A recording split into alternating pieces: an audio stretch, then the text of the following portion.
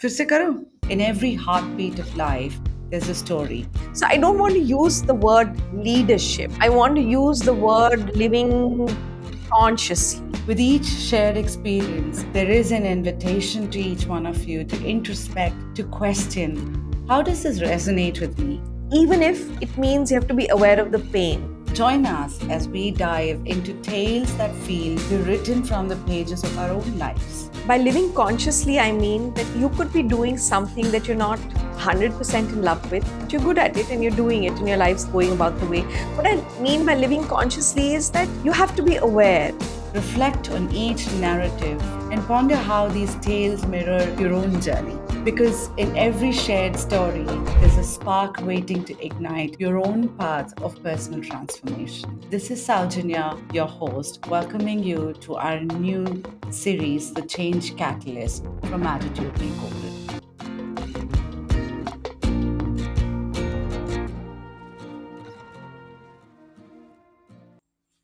Hey there, welcome to another episode from the Change Catalyst series brought to you by Attitude Makeover. This is your host, Saujanya Shetty. Today, we take a very interesting topic, which is how do we navigate through a traditional upbringing in a very demanding, modern, professional workspace? There are quite a few challenges in that, whether it is our inability to say no, our cultural values that we bring forward into our professional world, and the clash of those with the very dynamically changing professional space. This and a lot more is what we will go through in depth in our conversation today with my wonderful guest, Tunvey Gogia. Tunvey, welcome on board to Attitude Makeover. Thank you. How are you doing this morning? I'm doing wonderfully well, and thank you so much, Sajanya, for inviting me. It's a pleasure. It's a pleasure. I've been following you on Instagram as well as on LinkedIn. And some of these topics that you talk about are very pertinent and something that many of us don't talk about. So I always start with getting to know my guest a little better so that my audience can correlate with the journey and then can relate with the stories and anecdotes we discuss in the next 90 minutes. So, Tanvi, what was early years like? What are values that you hold very close and dear to you that sort of pivoted on who you are today and what you do today? It's a very loaded question. Early years were, I think for me, they were very joyful. My father was in the army and he retired as a major general from the army. He was in the Corps of Engineers, the Bombay Sapper. And my mom was a teacher for many years because when your father's moving, then I think teaching is the only profession the spouse can potentially have and take over, with each move. So, mom was a teacher, grew up in a fairly typical middle class service family uh, in India. And as kids, we're two sisters. I have a younger sister, and we grew up in I think, in a very liberal household. And we were at liberty to say our piece and discuss things. Dining table conversations were fun. And as we grew older and we were teenagers, we didn't want to sit on the dining table. We'd rather be in our room or watch TV or whatever. I mean, there wasn't much TV back then, but whatever little there was. But we weren't allowed to do that. It was like dinner is together on the table. You gobble up and leave in 5 minutes, that's fine. But you sit together and you eat together, I think. So when we were growing up, I don't think you really think about the values that you're growing up with. I think it's only in hindsight you look back and you realize what are the values that got inculcated. As kids, you don't really care. You just you do what you do. And I think being a Fauji kid gave us a lot of exposure. So, we lived in cantonments where safety was not an issue. We'd pick up our bicycles and go off swimming and just write a note to mom saying, gone swimming. Sometimes we'd forget a note and somebody'd come looking for us saying, Mummy dhoond rahi hai. And so sometimes, I think there was huge sense of community. it's something that we all take for granted, or I took for granted, because I have a daughter, she's 16, and when she was younger, you had to arrange play dates, you had to figure things out, you had to arrange kids to get together and play, and it wasn't the same thing when we were growing up. It was very easy going. You just step out of the house and somebody'd be there, or somebody'd call you niche se saying, "Aajo bhai, it's evening, let's go play something." And I think because we shifted a lot as well, I think one of the values that got inculcated was adaptability. I think today I can, with ease, sit at a dhaba and eat, and I can do the 7 course fork and knife formal meal. And I think that versatility came because we lived in different places, culturally different places. Also, sometimes you got a small house, sometimes you got a big house, sometimes you lived in barracks. And the ability to pack up, move, make friends in a new place was a survival skill. It wasn't a luxury. And so it's easy for me today to walk into a room and make friends, but that comes from Really is. childhood. Yeah, yeah. I love this because for me, growing up, it's a completely different early years, right? For me, it was, I love the community thing. I grew up in a community called Bharat Electronics. So Okay. it's a colony or quarters of sorts. And so you could just step out and there were quite a lot of friends you could make. But at the same time, mom was very disciplined. I lost my dad when I was very young. So it was always mom. So some of these become, at back then it was survival, but now it's part of innate part of you Yeah. as your identity itself, right? So in your own journey from media to today as a corporate coach, um, what are some things you've seen around this? What are some of the struggles you've seen? I think the biggest struggle is internal. Uh, I think I was going to say working mums more than fathers, but I think today, uh, I think it would be better if I use the word working parents. I think Yeah. most working parents today struggle with guilt. And I think it's the most debilitating, useless, uh,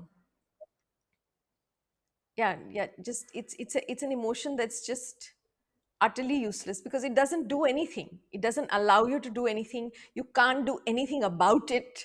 It's just it's a it's an emotion that we really should stop encouraging. We have to consciously tell ourselves that stop feeling guilty. There are Mm. times you'll have to prioritize work. There are times you will have to prioritize family, and this whole thing of balance, I personally think it doesn't exist. I think it's a Yeah. myth. It's a myth. And to try and create balance is a losing proposition, and you have to be okay with it. I don't have any other solution. There's no big gyan on the pressures that we face. I think we have to accept that Mm. it's never ever going to be perfect, or perfect. The definition of perfect is flawed, let me put it that way. We always assume that there's an idea in our head that everything's just beautiful, children are well behaved all the time, nobody's going to have poo poo pee pee problems in the morning, and you get late for school or you get late for work, and one day there's a cold and you can't really tell your boss, my kid had a stuffy nose, didn't sleep all night, so I haven't had a night's sleep, or my kid's still cranky. I mean, you have to understand that there's an image that we've created of how it needs to be, and I think that image is a myth, and we should let go of that image. We need to accept that there are times where work will take a priority. Family commitments may take a hit. There are times when you will prioritize family, and you'll take a hit in career. Today, with expenses rising, two incomes have become almost a necessity for many many people, and some people have the luxury to uh, not. take a sabbatical. Some people don't have that luxury. Some Yeah. people don't have the luxury to take a sabbatical. You've got to go back to work. And our generation got a little screwed because I think we were the generation which was told you have to be a good mom, good wife, good friend, good parent, good daughter-in-law, good daughter, good, everything.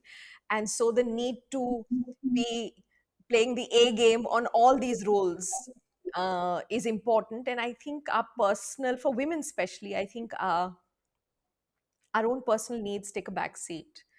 So you don't necessarily take care of your nutrition, you don't necessarily take care of your health, you don't necessarily prioritize your mental space, well-being, time. Everything else comes in front. And I think that's a journey that every woman has to figure out for herself. It's very difficult for somebody else to you know create a plan for you. But I Mm. think over the years what I've realized is just don't pressurize yourself, and start drawing some boundaries and saying, okay, this I can do and this I can't do, or I won't be able to do it in this time frame. I can tackle it over the weekend, or I can tackle it at that certain point, but I can't do it right now. I think learning to say no helps to get fewer things on your plate, and I think the younger lot is better at it. Mm. I think they're better at figuring out what's important for them. They're far smarter, they're far sharper, but there's still guilt. And I Yeah. think that guilt we have to just leave. And what worked for me, I think, was when I was at office, I didn't fret about home. Mm. I knew if there was something urgent, I'd get a call. And if I'm not got a call, that's a good thing. If nobody's called me, that's a great thing. I don't need to check in 10 times a day. And I didn't actually, I didn't check in multiple times a day. And I think the second thing that worked for me was a support system. I think that's vital. If you're a working parent, if you think you can do it all by yourself, it it can't happen. You've got to create a support structure, and whatever that may be. For some people it's family, for some people it's staff, depending on your situation. But I think a village truly is needed to bring up Face it. kids in today's day and age, especially with working parents. And if I had my mom, and on occasion my mom-in-law, and then I had staff. But I mean, we have to create some support system for ourselves if you want to manage without going Yeah. to bed. Yeah. Yeah. Yeah. No, I think again, you've spoken from a woman's point of view here, but very important and very relatable ones.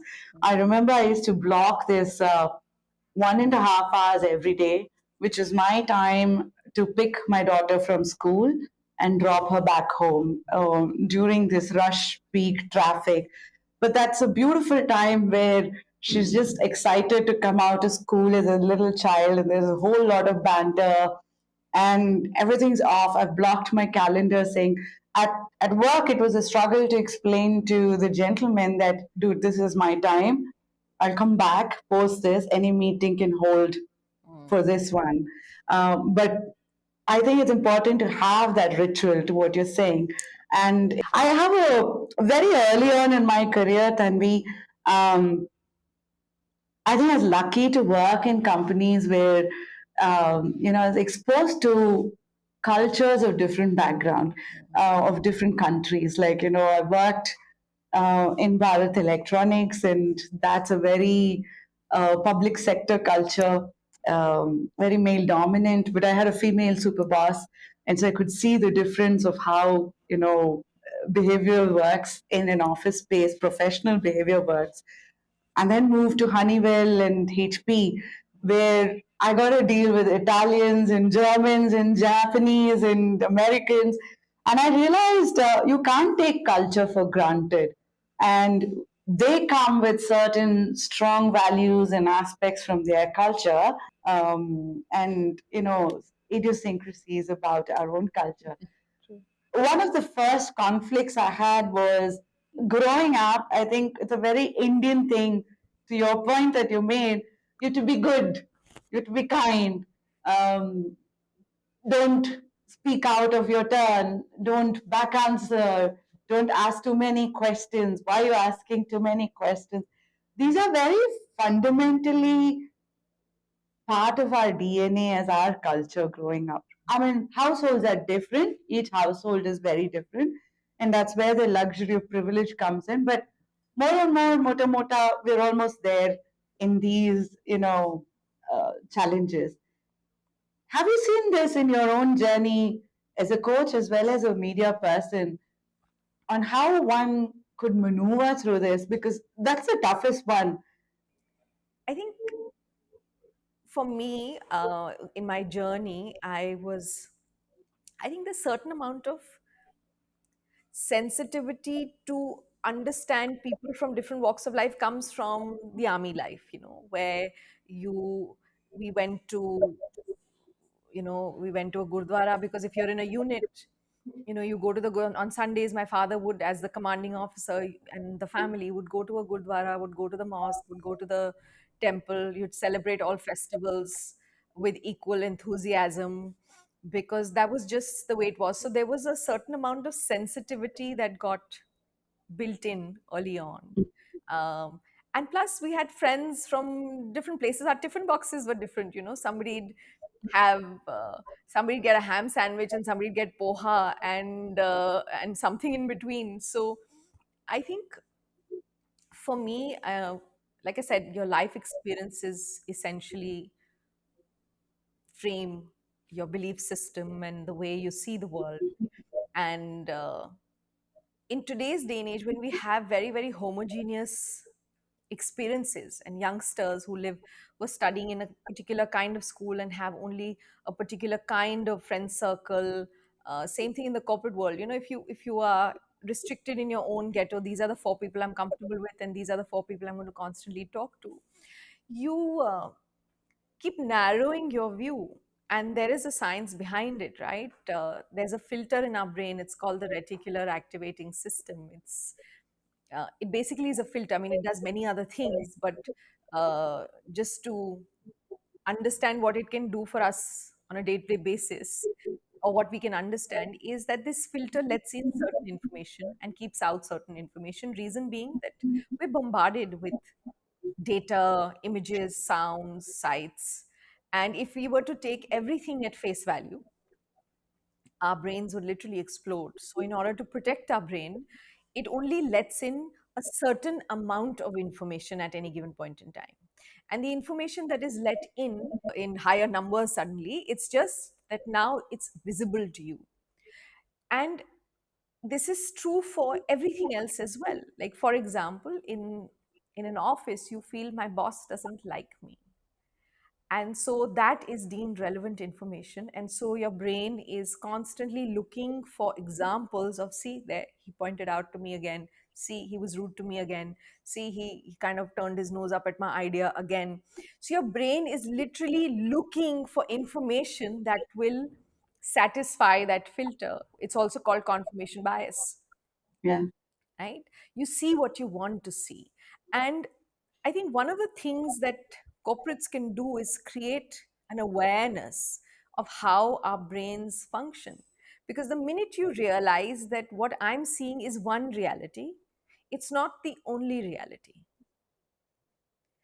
We're so convinced that my reality has to be your reality, has to be the reality.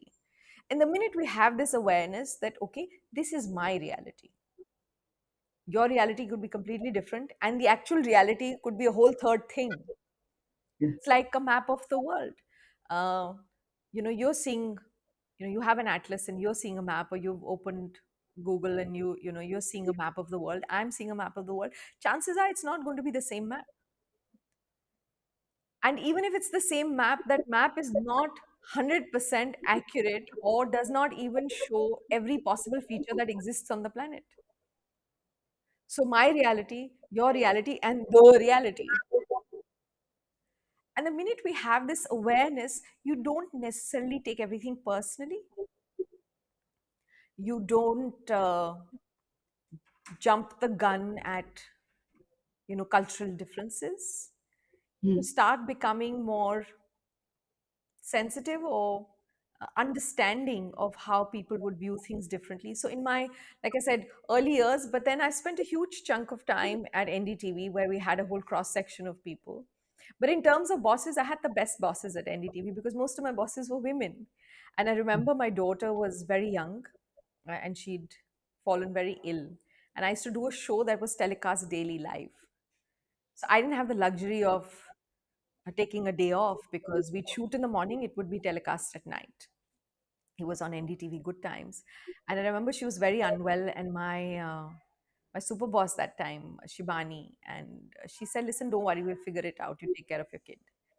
And they did an entire series on retrospectives. So they bought me almost a week of time with my daughter to take care of her, and then I went back to work a week after. And that can only happen when people around you, and NDTV was a family, it was a family, so everybody took care of each other. I think that was culturally one of the best organizations I worked with. Then there was another organization, I don't want to name it, but my father-in-law was having a, this was many years after NDTV. He was having a bypass. He was actually getting stents put. He had the heart surgery. And my boss said, he said, हाँ, but surgery चल रही है अभी तुम्हारा वहाँ कोई काम तो है नहीं. So why don't you just come to office? And we weren't even doing news or anything, like there's no deadline. Like we're creating library format footage, which will be played maybe a couple of weeks, months later. There was no urgency. But so I'm just saying that culturally, how different two organizations can be. One, there's fire. I need to do that shoot every day, and they still found a solution. Yeah, And one place where I actually didn't need to be, there was no urgency, but there was just this culture of urgency that had been created, that no, no, you've got to be, just go show your face and then come back. What, yeah. what are you going to do there? I'm like, I've got to be there for my family, my husband, everyone's nervous. You've got to be there. But that's what I mean by cultural sensitivity. I can relate with each one of these because these nuances are not to be taken for granted. The moment you first open your perspective to it, that's the first awareness is the first step. And then once you've gone past the awareness comes the adaptability, the conversations, middle ground on how to go about, and therein comes the solution. That's what you're trying to tell me as well in this process. For me, growing up in the corporate world, I worked in a fabulous company where back then itself we had work from home if you want to, Wow. and there was enough trust and respect on who you are, what you bring to the table. And today, I still run my entire production with remote teams. I have one camera person here, but everything is remote for me. It's a mindset, it's a thinking. And to what you just talked about again, youngsters are much more adaptable to this. It's our generation that is sort of stuck in the middle, isn't it? It's like na idhar ka na udhar ka, but we're stuck there and we're trying to hold on to certain traditions and trying to let go certain. There's a lot of challenge in that, True. isn't it? And I don't blame the companies either because I have heard of stories and I know a few people firsthand who've taken up during the pandemic two jobs, Yeah. uh, because they both work from home. And you're kind of, one, I know kids who've created software to just keep the mouse pad moving. So in IT, whatever they're tracking, that yeah, this computer's working, but they're actually hungover and probably sleeping, and they've just put on the app and the mouse is moving. And even before softwares, I know somebody who attached a mouse to a table fan, and so the mouse would just keep moving. And so there was this sense of work happening. So I don't entirely blame certain companies for being more rigid and not trusting enough. But I do feel that the cases that I'm talking about are not, they're the exception. They're not, Yeah. they're not the rule. And to put an entire set of people who are working from home or see them with that lens that, they're going to cheat us, they're going to be inefficient, I think culturally, any organization, especially bosses of teams, whatever you believe of your team is a foregone conclusion. It's a prophecy. My team is inefficient. Yes, you will be handed over an inefficient team. You start believing in your team, and you'll find them stepping up, more often than not. So I really do feel that culture, especially corporate culture, is a top down phenomena. Hmm. Is a top down phenomena, and people who are in leadership positions, and that position could be a team leader who's handling 6 people, or it could be a CXO, it could be multiple levels in between. But if you're in some form of a leadership position, you've got to give trust first. Yeah. You've got to give them the belief that, listen, I believe you can do this. I trust you. And you've got to give them that. The minute you give it, the chances of it being reciprocated are higher. But I know a lot of people who withhold it, saying, okay, first prove yourself, and then that's I'll not give it. that's not my style, and I actually don't buy into it because I don't see too much of success. There is fear based leadership, for which you don't need to give anything, you just need to create fear.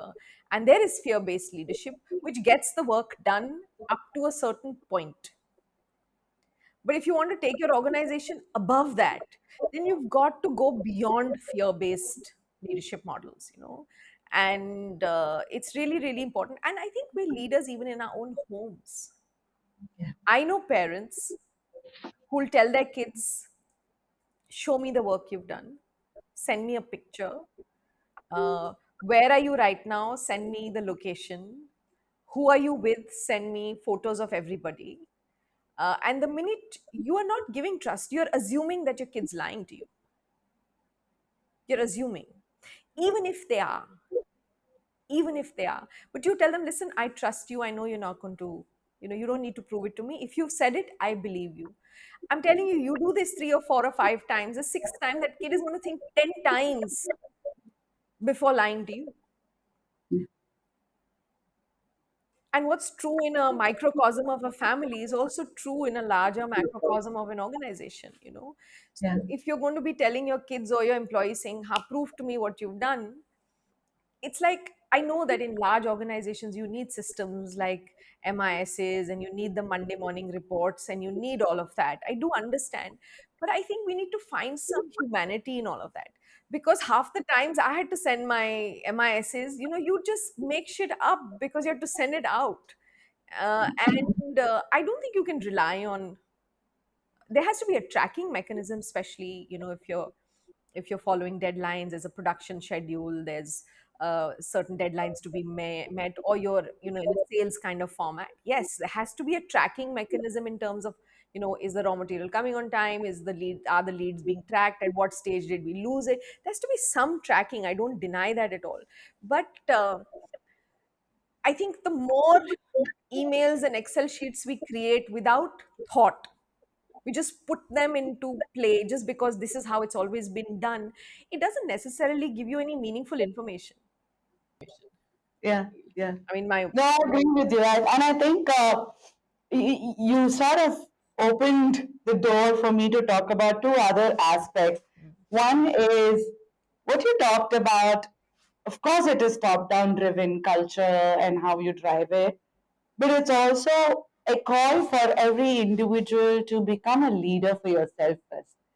What you're saying is, hey, dude, someone's actually trusting in your abilities, respecting what you bring to the table, and giving you the space to just be yourself and contribute for what you've come on board with. And therein comes the responsibility of being a leader for yourself. If you can't be a leader for yourself, I believe you can't be a leader for a larger mass either. It's always a compromise somewhere. It's always a rush bush somewhere else. That's the first thing that you alluded to. The second thing, and I think we should talk about that at a later stage, to your point about these reports, there needs to be a mechanism of coming back with what's done. What are risks? What are dependencies? Where am I blocked? How do you help me? What are some things I'm seeing, etc.? And it needs to be dynamic. Have I got these two right, Tanvi? So the first thing that you spoke about, which is to be a leader for yourself, I think that of course is true, and which is what I even mentioned. I said it doesn't matter whether you're a mom, a stay-at-home parent, a person who's leading a team of 6 people or 6,000 people. It really doesn't matter. It really matters is what you bring to the table, and you can play a leadership role in any space. And I've shared it on my Instagram, on multiple reels as well. I think the reason we lie, or we fudge our reports, or we are constantly communicating only to prove ourselves. Most of our Hmm. communication is not to hear the other person. Everyone's just waiting for their turn to speak. It's not in response to what is being said, saying अच्छा अब आपने बोल दिया, अब आपने बोल दिया, अब मेरी बारी. अब मैं अपना, I want to speak, and it may have nothing to do with what's been spoken before or what was the point being made.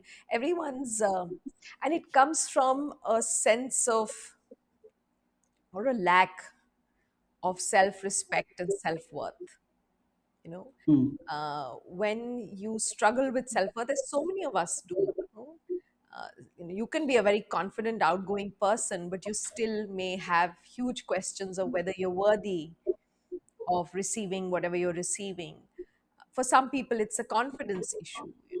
For some people it's, I think, when we don't value our own self, we don't value our own words and our own commitments, that's when we're going through life just lobbing the ball.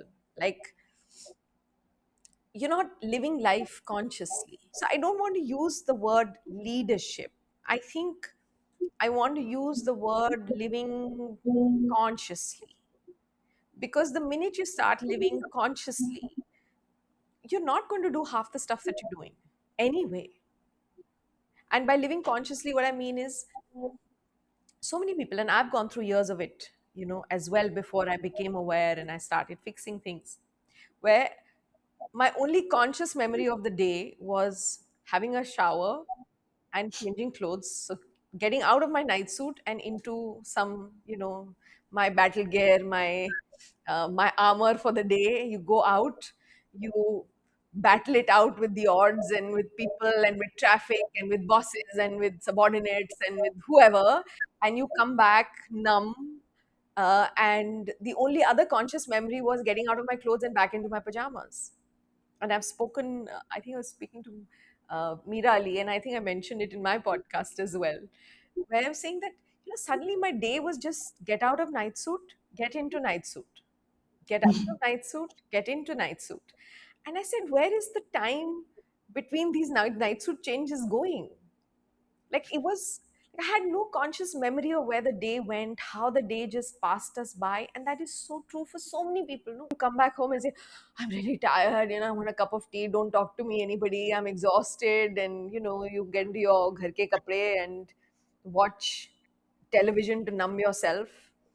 I think it was tougher for us to numb ourselves because there wasn't much on TV back then. You had to, like, kind of think about what happened. But now with video on demand and these OTT platforms, you can binge away to glory and you can completely numb yourself. So I consider a lot of television watching, like morphine shots. Hmm. When you're in pain, you just give yourself a shot and okay, I'm blissfully unaware of everything. And I think we need to, even before we can become leaders, even before we can become people who are playing leadership roles in our personal and professional lives, I think we need to stop living our life on morphine shots. And we need to stop, I think we just need to start becoming more aware and more conscious of how our day is going, start making conscious choices of whether I want to do this or do not do that, to another. So I think leadership comes when we start living our lives first consciously. I think that's really the first step. I'm just curious to see for someone who, oftentimes our career choices itself is not our decision. Yeah. In our generation, at least, right? Like these days, I know my daughter, for example, is very clear on what she wants to do. I mean, there's so much uncertainty, but she knows what line she wants to move forward with. We all knew that when we were kids, but then at that time, it was all about stability. It's about job and status and title, and those are big things in the society. And there's a lot of pressure from home on engineering lelo. You have to study engineering. You might have other interests, but you've sort of gone that route. For someone who's been following the wind or the direction of the wind, it's a tall ask to say, hey guys, get conscious at this point now. How does one go consciously conscious about here's how I'm spending my time? So I think there are two parts to that question that you're asking me. I'd like to answer it in two parts. One is that by living consciously, I mean that you could be doing something that you're not 100% in love with, but you're good at it and you're doing it and your life's going about the way. What I mean by living consciously is that you have to be aware, even if it means you have to be aware of the pain, right? And living consciously means you get up, you eat mindfully, you know what you're eating. If you start eating mindfully, you'll realize that your stomach gets filled in one chapati or two chapatis, and you actually don't need the third one. But when we are eating mind somewhere, doing something without realizing you've eaten two chapatis, and you're saying, listen, but I'm still not full, because you don't remember having had those two. So you have the third one just to feel like I've eaten, because the first two were done mindlessly, right?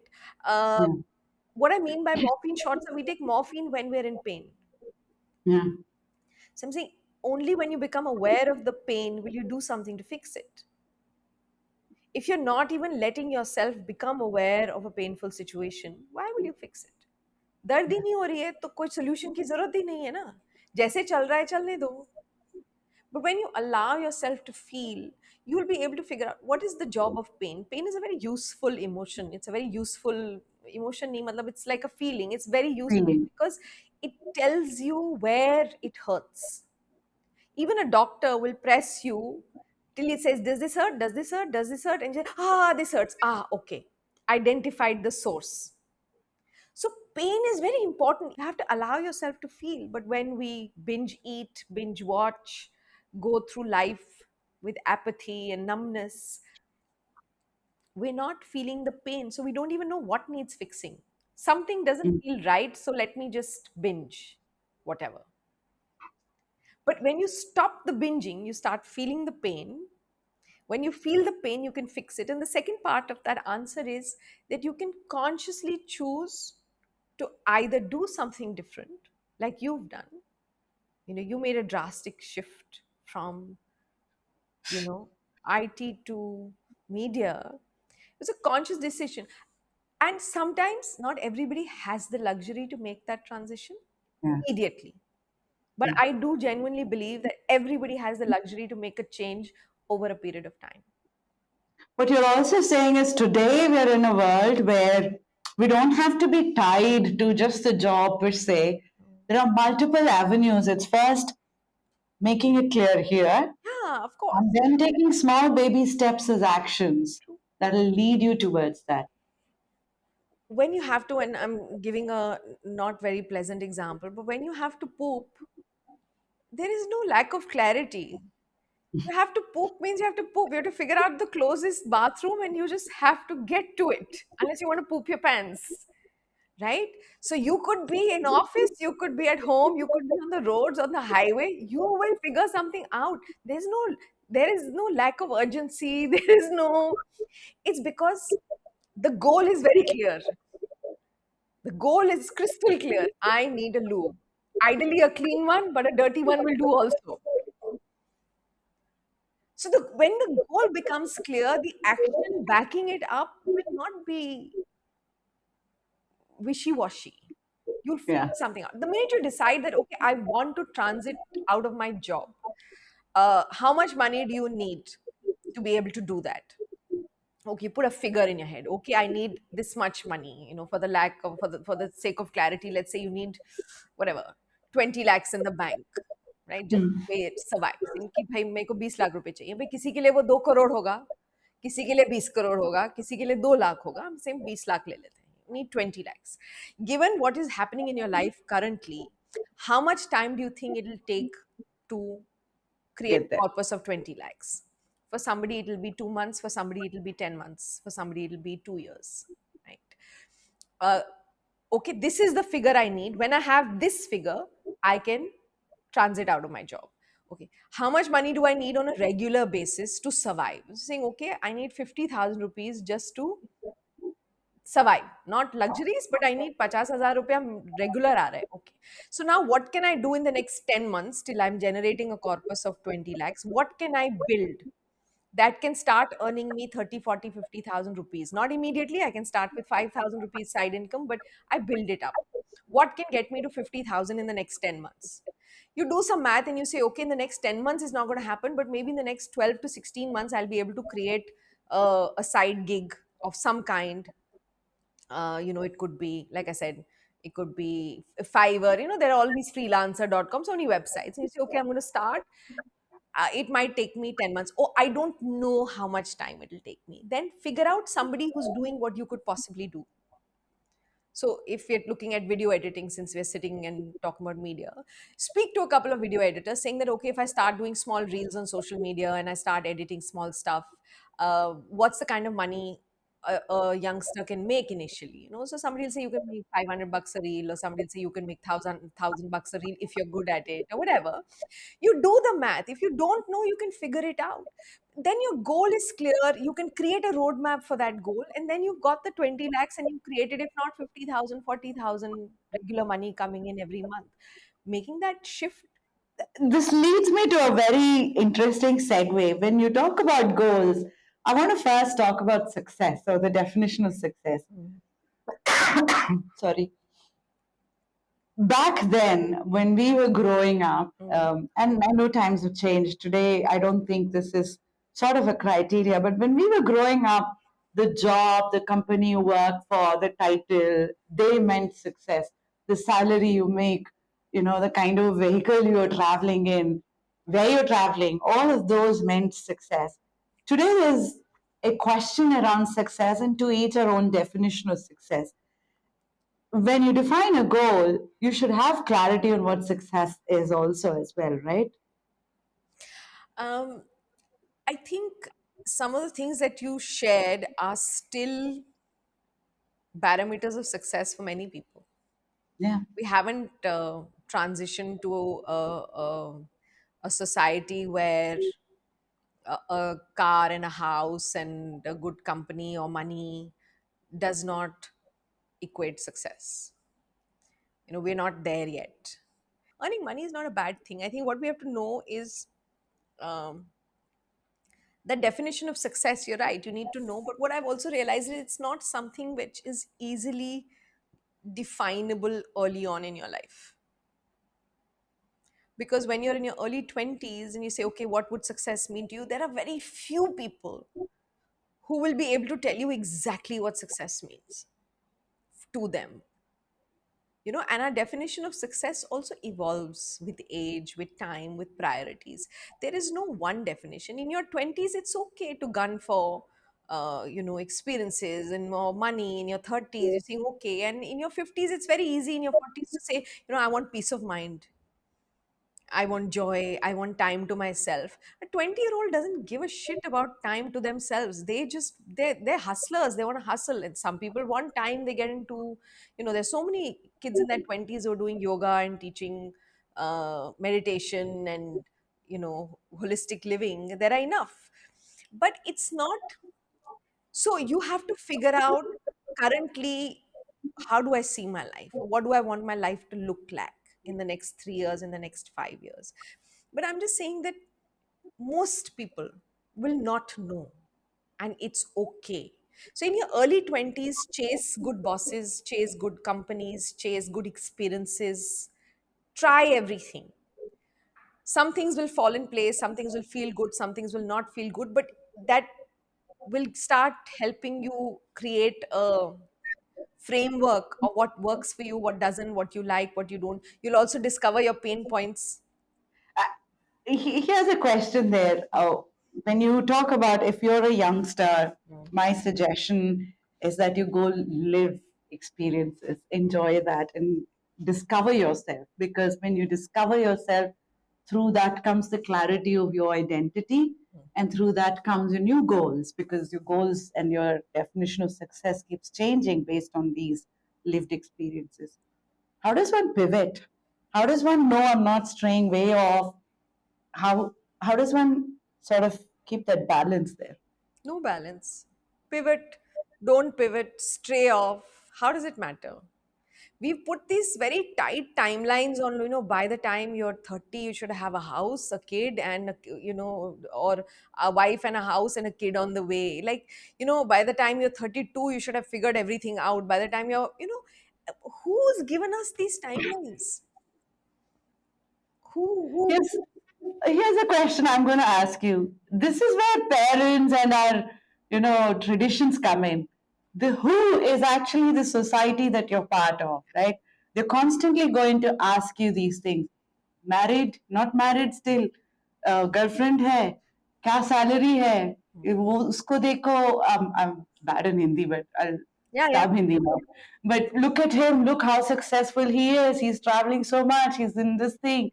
That comparison, and that continues elsewhere as well. This whole sort of validation from the external world Mm. starts off at home and grows with you throughout. And so, from that point of view, I'm trying to see how do you keep yourself pivoted in this process? Because on the other side, you've got all this bombarding. I think it's not about balance. I think most people in our lives, and things are changing, you have to decide, are you this is my my go to example. Are you a potted plant or are you a tree? That's the Okay? question to ask. Okay, are you a potted plant or are you a tree? What I mean by that, what I mean by that is, um, people in our lives, when they realize that you're serious about this, you are rooted, you're serious about it, they will work around. So if you are a tree, people around you will eventually adjust and accommodate. But if you're a potted plant, you are not clear, then you'll just be put from one place to another, to another, to another, to another, to another, to Oh, another. I love it. I love this. Yes. So I think it really boils down to asking yourself that this thing that I want to try, this thing that I want to do, how serious am I about it? And I think comparison that you mentioned, I do want to bring that up here. I think we all need to, we live in a very voyeuristic world today. I think earlier there was only the aunties peeping out of the curtains and seeing, Hmm. where the neighborhood kids are going and where they're coming and all of that. Today we're all peeping toms, no? Instagram, LinkedIn, Facebook. We're constantly saying, "Acha, iske life में क्या चल रहा है? ये क्या कर रहा है?" And we have to stop it, because when you look on social media,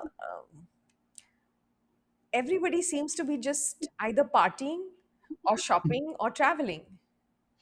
Yeah, nobody seems to be working for a living, right? And so it's not true. I'm sure everyone knows people who you know for a fact are lying on social media. There are couples who are fighting like cats and dogs, and on anniversary and birthdays, the love of my life. Thank you. God bless you. You are a sweetheart. And you say, listen, yesterday you were venting to me about, like, contemplating splitting up, and today, love of my life. There are some friendships and relationships you can't unfollow. You can't unfollow the ones you can. If they're not, if they make you feel small and bad about your life, unfollow. If you can't unfollow, mute. You don't need daily updates, right? I open my Instagram, it's only got beautiful things in it. It's very, like, I've curated it, and I don't see anything that I don't want to see more of. Yes. And it's important because when I look around, everyone's doing well. And if I constantly keep comparing, there's so many coaches, there's so many trainers, there's so many content creators, then I'll never get the courage to even make one reel, because I'll keep thinking that, so and so is better. Of course, somebody will always be better, Yeah. but nobody can be you. I think this is relatable in many ways, hilarious with the analogies. I actually like the space of poop. I think I've done my master's in that, primarily because I've had severe gut issues from when I was a kid. Hmm. So poop is like my PhD subject of sorts. So when you're talking about poop, there are two valves. You know that you can actually control one valve. So if you've not got the right loo, you can control one valve. It happens only with poop, not with pee. So you control that valve, hold it, and actually we can hold till you find the right loo for the second valve to open. To what you're saying, and it's only about listening, observing, identifying triggers. To what you were earlier talking about, True. where are your pains? Identify those, start working on them, become aware of them, and then progress through that. I have, you also alluded to a very interesting space, which is the new age digital space that we are in, where everything is all beautiful, hunky dory. The attention span is that of a child these days. You know, No, I was reading on Instagram, 5-second reels do best. I'm like, what do I do? Blink. How? Sneeze, cough. Right? Yeah. so we're going through that kind of transition. And at the same time, there's a huge influence of the Western world. There's this whole traditional part that we are talking about, our Indian culture that is beautiful, our history is this. There's this continuous conflict Hmm. of seeking validation of, I think most of us don't even know what we are seeking validation. How does one go about understanding that? It's really important to sit down first and draw out a map of your life the way it is, and it's not as complicated as it sounds. You sit down and you write, then let's say 5 areas of my life: work, relationships, career, money, spirituality, Hmm. or personal growth, or health. 5 or 6 areas, and you sit down and you make the effort to sit down and actually write, you know what is going on with my relationships, the reality of it, right? My health, my money slash wealth, my career. And I'm writing wealth and career separate because you could be very happy with what you're doing, but maybe you want to work on money, maybe you have the Yeah, money and you want to work on your career, yeah, or you want to shift in your career, right? And a lot of young kids also tell me, that I want to quit my job. And I'm like, why do you want to quit your job? You've got a great job, you're happy. Just because this whole society is telling you you've got to, you got to be an entrepreneur, or you've got to do, doesn't necessarily mean that. You have to know what you need, what works best for you. So many people work well in structure. They're at their best in a structured setup. They would make miserable business people like yeah, me. I've done many entrepreneurial ventures and I was miserable, and I realized that I can be a self employed professional, but I cannot be an entrepreneur. It's just, I'm good at it. I understand it. I also have, through experience, learned what is good and what is not, what is right, what is wrong, what works, what doesn't. But I've also understood that my fundamental personality is miserable in that setup. yeah, Not that I can't do it, but I'm just miserable. So what's the point? So you have to first figure out, take a piece of paper, take out a diary, and where in these multiple areas of your life, write down what is going on, and be brutal, and then make a list of how you would like it to be.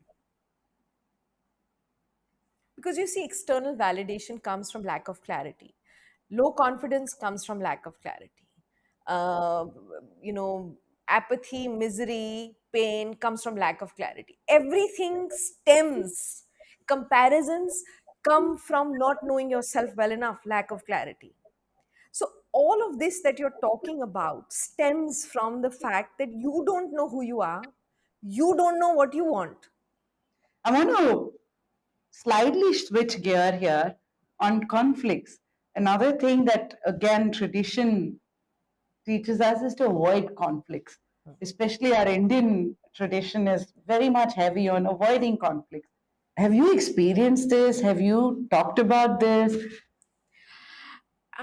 I do trainings on conflict management and conflict resolution. That's actually my core area of work in corporate training, where we do conflict management or conflict resolution trainings. We help teams get aligned and work better.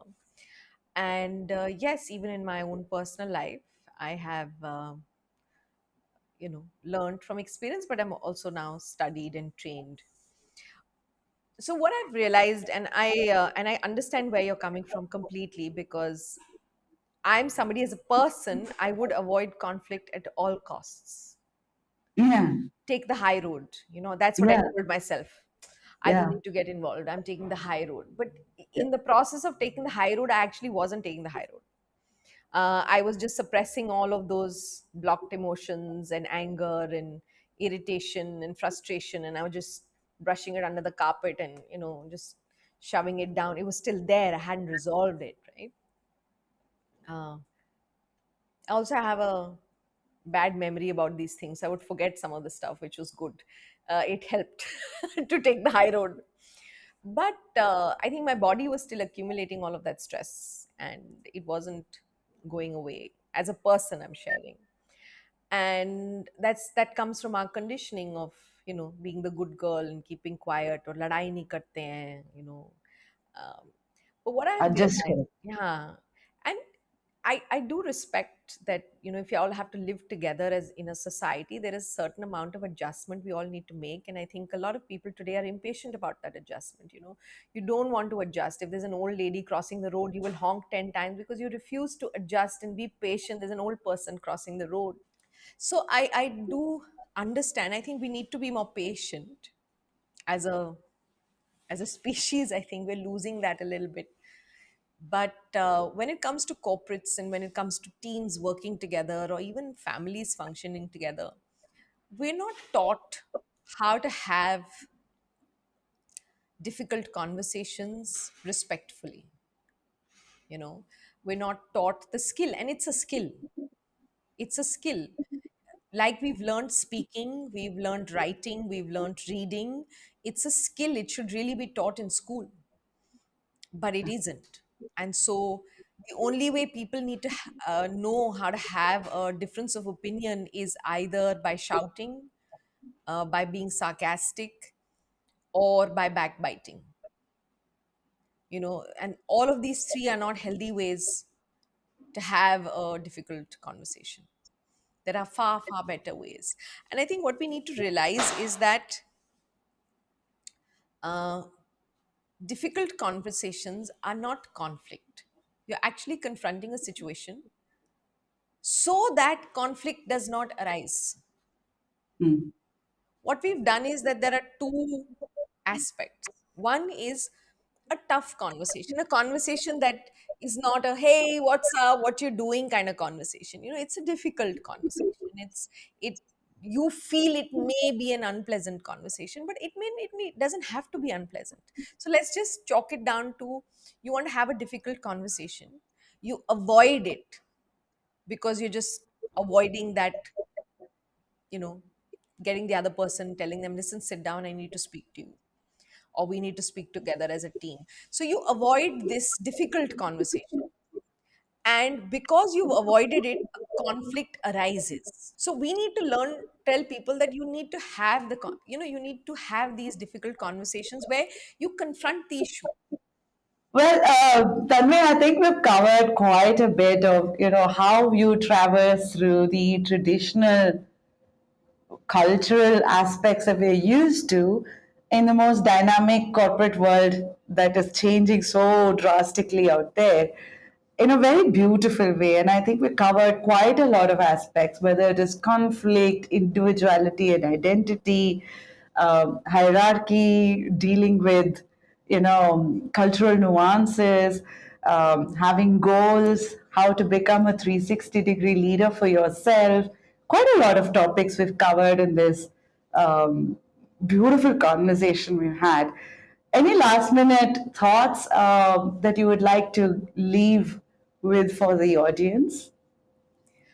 I think the only thing I will share is start living more consciously and be very conscious of the words you use for yourself. You know, uh, stop using words like I'm not good enough, I don't know this, I'm not good at speaking, I'm not good at talking, I'm not good with numbers, I'm not good at marketing myself. Just stop it. you know if you're sad, stop saying I'm sad, saying I'm getting better. you know uh, you don't have to go the other extreme and say I'm happy, but I think the words we speak with ourselves or to ourselves, they really frame our reality and they create our reality. And you and I are having a conversation. This podcast is about conversations, but the most important conversations that you have are with yourself. Yeah. And if you spoke to others the way you speak to yourselves, you may not even have friends. Yeah. We're very unkind to ourselves. I think we need to start having kinder conversation with ourselves. So really be conscious of the words that you speak to yourself with and you use about yourself, and be more mindful of your own inner dialogue and conversation. I think that's really the first step to making a change for the better in your life, irrespective of what you do as a career. But Yeah. just this is the first step to living a better life. I love it. I love it. Um, I always ask these two questions with my guest. First one is, what does attitude makeover mean to you? Having gone through this conversation and the prior conversations, what does attitude makeover mean to you? For me, an attitude makeover for me has been um, being respecting my own words, respecting my own commitments. So if I said I'm going to do something, I think in my younger days, I would fudge it and say, "Ha, I'll do it later." I think as I've grown older, what I've realized is that if I don't value and respect my own words, I can't expect others to. And if I want to increase my self worth and my self respect, it has to start with first valuing my words. And so when you start doing what you say you're going to do, that's when your self worth starts to change. So for me, the biggest attitude makeover has been that, And the second has been an extension of the same one, which is be kinder to myself, you know. I think the first one is pretty loud and clear and resonates so much. If you can't trust yourself, how can you expect others to trust Yeah. in you, right? So that's the work that you're talking about. Oh, Tanvi, thank you so much. What a lovely conversation. And I think behind this gorgeous self and this wonderful, articulation, there's a beautiful sense of humor you come with. I think I failed to explore that side of you in today's conversation, and I'm going back a little disappointed on that front. But I would love to stay in touch and get to know you better. But thank you so much for this lovely conversation today. Absolutely delightful speaking to you. And I wish you all the very best, Saujanya. Thank you. Thank you so much.